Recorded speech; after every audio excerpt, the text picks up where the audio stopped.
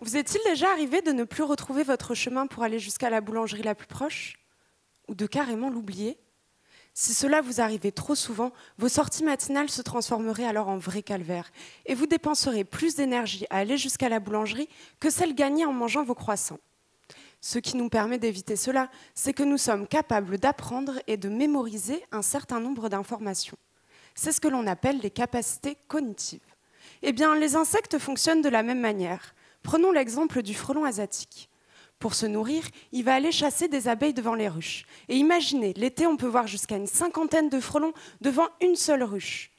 Alors bien sûr, il ne se nourrit pas que d'abeilles, mais elle reste sa proie favorite. Et c'est pour cela que nous frôlons la catastrophe, car depuis son arrivée en France il y a une quinzaine d'années, il a déjà envahi 7 pays et il est à l'origine de près de 30% de la perte en miel des apiculteurs français.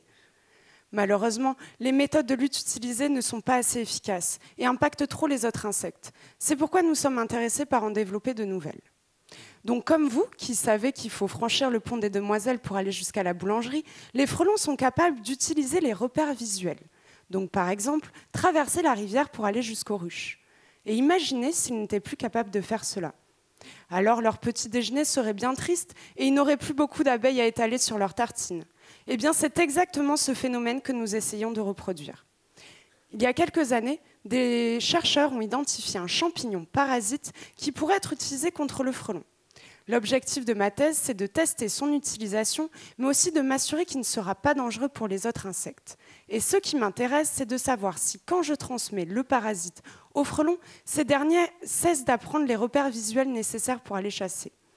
Alors, comment je fais cela? En fait, c'est très simple. Je dresse les frelons.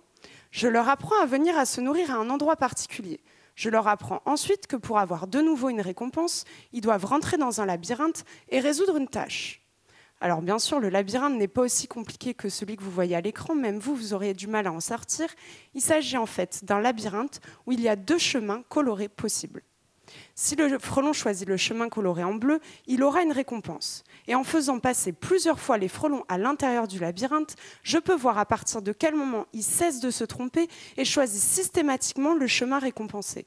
Preuve de leur apprentissage.